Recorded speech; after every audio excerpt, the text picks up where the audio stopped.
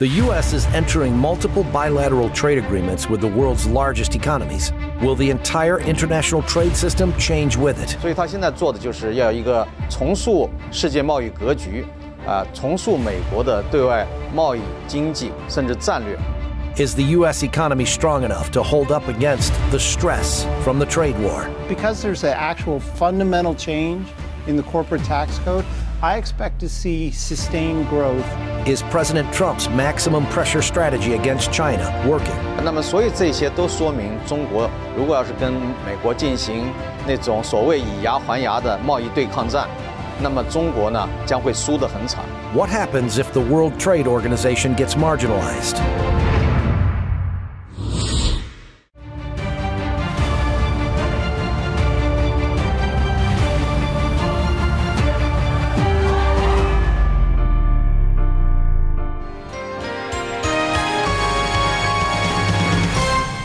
Welcome to Zooming In. I'm Simone Gao. The U.S. gross domestic product, GDP, grew at a solid 4.1% for the second quarter. The forecast for the third quarter growth is 4.4%. These are spectacular figures, especially against the backdrop of the trade war, which also took a drastic turn last week, when the U.S. and EU agreed to work towards zero tariffs. Although more things still need to be worked out between the U.S. and EU, a new opportunity most people did not see coming from a nasty trade conflict might have emerged. That is, the birth of a new set of trade rules, a freer market, a higher standard for intellectual property rights protection, and frankly, a new world trade order. Under this order, bilateral trade relations between major world economies might replace multilateral trade organizations.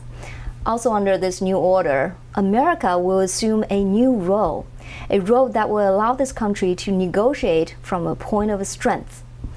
For a long time, the American elites have accepted the perception that America is in a long-term decline. China will be the next superpower. That perception might be proven wrong in the near future. Make America great again, after all, may not be just a slogan. In this episode, we'll explore how all of these changes came about. The zero tariff agreement between the U.S. and the EU last month is the latest in a series of global trade negotiations favoring freer trade. A week earlier, Japan and the EU signed a trade deal that will eliminate nearly all tariffs.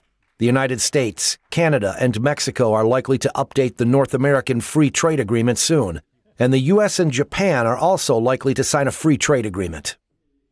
If you consider the European Union as one unit, it surpasses America to be the largest economy in the world. The United States and Europe combined amount for more than half of the world's economy. Japan is the third largest economy, and Canada is number 10. According to Chinese senior political commentator Wen Zhao, when the U.S. signs bilateral trade agreements with the world's biggest economies, the international trade system will change significantly. The old WTO-centered system, which China has been relying on for accessing foreign markets and attracting foreign investment, will likely be marginalized. More importantly, the members of the new system are free market economies that fundamentally agree on a set of rules that value capitalism, openness, and fairness. But the story doesn't end there. Last week, Secretary of State Mike Pompeo announced the U.S. will invest $113 million in the Indo-Pacific region. I speak for President Trump when I say every nation and business can have confidence that the United States will continue to create the conditions for mutual prosperity in a free and open Indo-Pacific. It is clearly in America's strategic interest to deepen engagement in the region. More than 1/3 of the global population is there. 4 of the world's 6 largest economies are there as well, in China, Japan, and India, and of course, the United States. The definition of Indo-Pacific does not include the United States mainland. Only Hawaii is included. It comprises the tropical waters of the Indian Ocean, the Western and Central Pacific Ocean, and the seas that connect them near Indonesia. The inclusion of the U.S. in the Indo-Pacific region is strategic. Mike Pompeo and Secretary of Commerce Wilbur Ross both contrasted the Indo-Pacific investment to China's Belt and Road Initiative, or BRI. The BRI's road refers to the ocean-going maritime Silk Road that starts from China's southeast coastal city, Chenzhou, via the southwest Pacific Ocean and Indian Ocean, and it goes all the way to Southeast Asia, India, and Europe. It largely overlaps with America's new Indo-Pacific investment program. The Belt and Road Initiative has been criticized for dominating and seizing resources from the countries it invests in. In contrast to the Belt and Road Initiative, Secretary of State Mike Pompeo stressed that the U.S. will help enhance security and freedom in the Indo-Pacific region. We stand ready to enhance the security of our partners and to assist them in developing their economies and societies in ways that ensure human dignity. We will help them. We'll help them keep their people free from coercion or great power domination. At the Indo-Pacific Forum, Secretary of Commerce Wilbur Ross said, "There are more than one belt, and there's more than one road. There are many belts and many roads to Indo-Pacific." When President Trump exited the Trans-Pacific Partnership, TPP, he was criticized for leaving an economic and power vacuum for China to take advantage of. But the newest Indo-Pacific investment might be an answer to that. The U.S. is not exiting the world stage. It's creating its own platform to counter China's Belt and Road Initiative. A day after the Indo-Pacific Initiative was announced, an editorial in Chinese state-run media warned the U.S. against imperialism and power games. It started with President Trump's steel and aluminum tariffs, and now it seems like the World Trade Order is being reconstructed. Is this really President Trump's end goal? I had a discussion with former Peking University professor of economics, David Xia. Recently, the U.S. plans to sign bilateral or trilateral trade deals with the EU, Japan, Canada, and Mexico. Do you agree that the U.S. plans to make the multilateral trade platform established by the WTO obsolete and build a new model of international trade?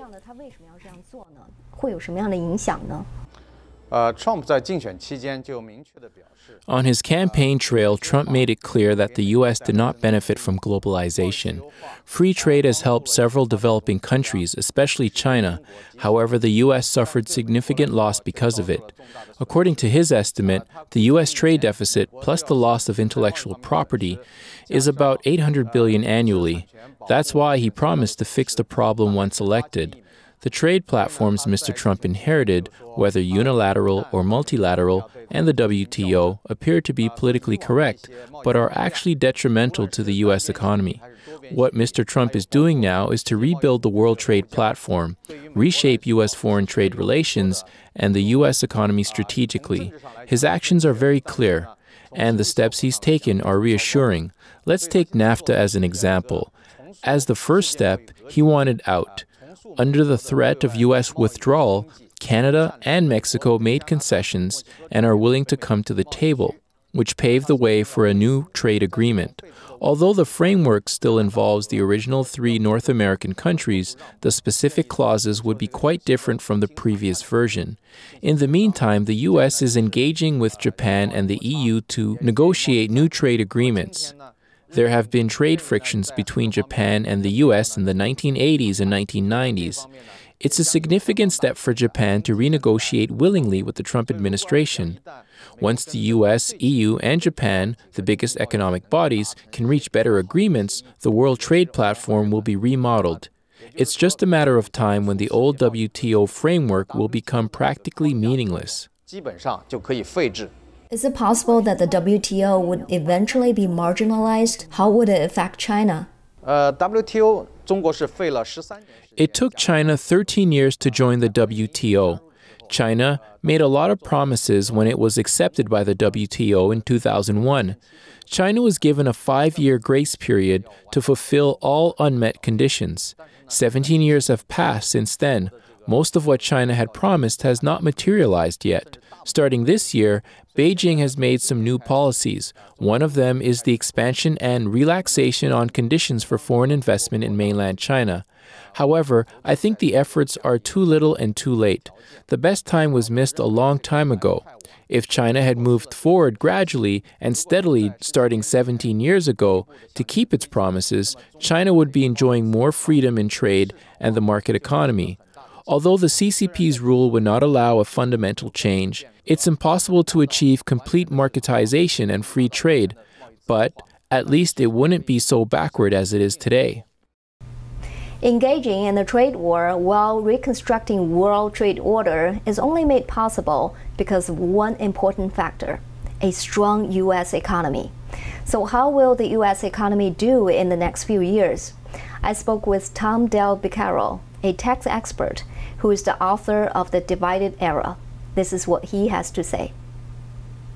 Yes, when I was assisting the administration last year with the passage of the tax reform bill, I predicted if it passed that we would see growth above 4% in the second and third quarters of this year. Certainly the 4.1% we saw for the second quarter has come true, and the Atlanta Fed says we're on track to closer to 5% for the third quarter.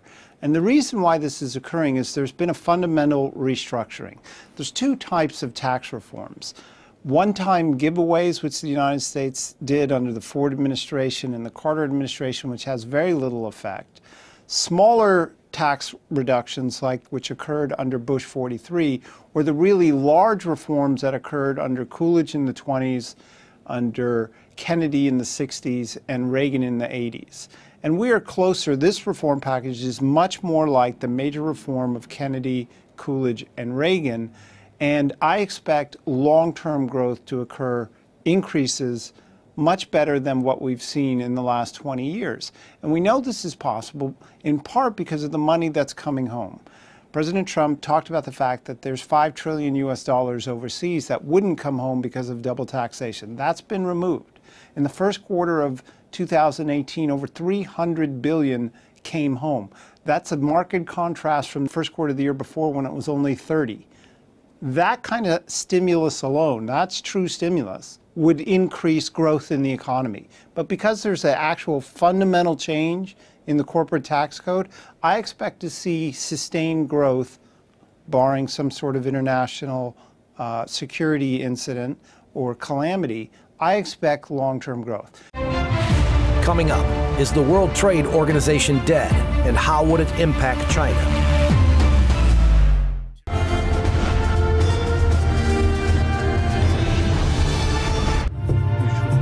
6 days after the U.S. and the EU announced they will work towards zero tariffs, President Trump indicated he's planning to increase tariffs on the $200 billion of Chinese goods from 10% to 25%. The new tariff increase could affect fish, petroleum, chemicals, handbags. But a final decision would be made before September. Beijing responded 2 days later by threatening to slap levies on $60 billion of U.S. products if Washington moves ahead with its tariffs increase.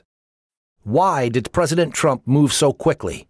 On top of China's refusal to acknowledge intellectual property theft and forceful transfer of technologies, there are many other possible reasons, including trying to ally with Europe against the U.S. renminbi's sharp depreciation, China's possible manipulation of soybean prices, and China's regulatory hurdles that undermine business practices of U.S. firms. Whatever the reason, this new tariff increase reveals Trump's overall strategy toward the U.S.-China trade war: maximum pressure. On the same day, President Trump announced possible tariff increases. The U.S. Senate approved a defense policy bill by 86 to 10 that tightens U.S. national security reviews of Chinese corporate deals and revamps export controls over which U.S. technologies can be sent abroad. The bill also restricts Beijing in areas ranging from cultural activities to military exercises. The same bill passed in the House a week earlier and is expected to be signed into law by the president. Is President Trump exerting maximum pressure on China, and will it work? Here's David Xia again. President Trump announced last week that he planned to raise tariffs from 10% to 25% on $200 billion of Chinese goods. At the same time, the Senate passed a $700 billion military budget bill, which was also a major deterrence to China's ambitions. Do you think Mr. Trump's strategy of maximum pressure will succeed? How would China respond? Trump is now pressing really hard and not allowing China a break. Although China deployed a trick to let the renminbi depreciate by 10% to cancel the effects of tariff increases, the U.S. made a new move to increase the tariffs to 25%, making it extremely difficult for China to further depreciate its currency correspondingly. Some calculated that if the renminbi were to be devalued by 40%, 50%, or even more, it would then be possible for China to offset the impact of the 25% U.S. tariffs. In this scenario, a drastic depreciation of the renminbi would bring serious inflation and bring stress and negative consequences to all aspects of the Chinese economy. So I believe China doesn't have any strong hands left in playing with the value of the renminbi. Most people would think that the Sino-U.S. trade war is limited to trade itself, and Trump's main goal is to gain more financial interests for the U.S. In my humble opinion, however, it goes far beyond the economy and trade. Trump made it clear that he'd like to make America great again, and his policies center around America first. It would be natural for Mr. Trump to want to restore the U.S. as the beacon of the free world. His childhood idol was President Reagan, because Mr. Reagan kept the Soviet Union in check during the Cold War. It appears to me that the trade war is a contemporary Cold War. The 44-year Cold War ended in 1991. The new Cold War just started. In the new Cold War, the U.S. will have a fundamental war of ideologies with its new rival, China. So I believe that Mr. Trump is not only looking after trade itself, he has long-term national interest and security in his mind. Coming up, manufacturers move production out of China amidst trade war tensions.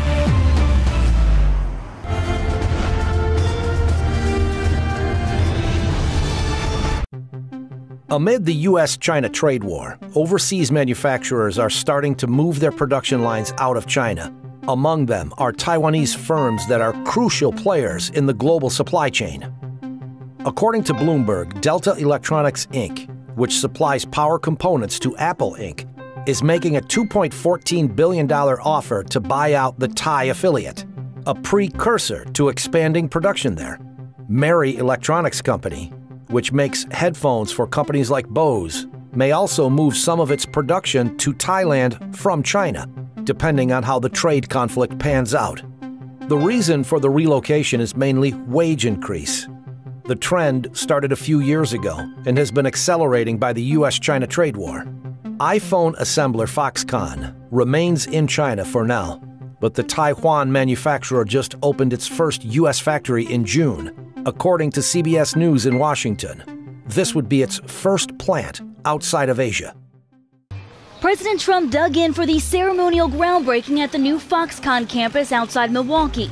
The $10 billion facility promises to employ up to 13,000 people. This will be one of the largest jobs ever built in the world. It will be the Taiwanese company's first plant outside of Asia, producing LCD panels for TVs and computers. As Foxconn has discovered, there is no better place to build, hire, and grow than right here in the United States. Wisconsin Governor Scott Walker says the project will transform his state. We couldn't be more proud to have Foxconn's 8K technology LCD panels for the first time ever outside of Asia, made in the USA.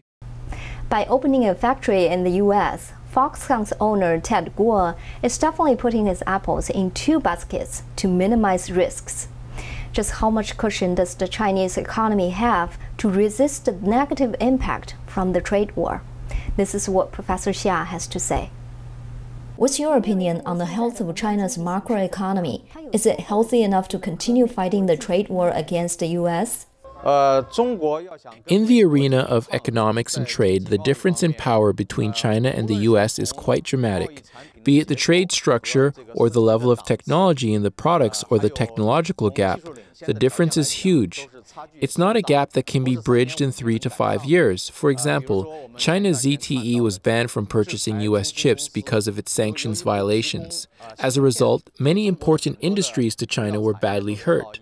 China's technological deficiency was immediately exposed. In many high-tech categories, especially the military-related technologies, the transfer of technology is forbidden. Over the years, however, China has been stealing American technologies, including secrets for the most advanced fighter jets. To retaliate, the U.S. not only imposed restrictions on trade with China, but also put bans on technology transfer for the high-tech and military technologies to prevent further loss by Chinese espionage. When it comes to economic power, the U.S.'s dependence on trade, 12%, is not as high as China's 33.6%. That is to say, if trade ceases to exist between China and the U.S. wouldn't be badly hurt. China, on the other hand, would run into major difficulties in many aspects of its economic development, especially its foreign exchange reserves. The main source of China's foreign exchange reserves comes from exports. With almost all Chinese goods subjected to high tariffs, China's foreign exchange reserves has fallen from over 4 trillion to a little more than 2 trillion USD. According to reliable insiders, there's only about 1 trillion that can actually be counted on. Based on my analysis, if China plans to engage in the so-called a tooth for a tooth retaliatory trade war against the U.S., it will definitely lose ungracefully. On August 3rd, Chinese Foreign Minister Wang Yi and Mike Pompeo met at the Asian Foreign Ministers meeting in Singapore. Wang said the two countries reached an agreement on the issue of how to resolve the current trade dispute. He said Pompeo agreed with him that America does not want to see the trade war continue. What does that mean? Is it a face-saving way to say China plans to concede? We won't draw that conclusion yet, but a simple fact comes to mind. China's export business has an average profit rate less than 2%. What does a 25% tariff mean to them? Stay tuned. Zooming in with Simone Gao will bring you the unique perspective on the ongoing trade war. Thanks for watching and see you next week.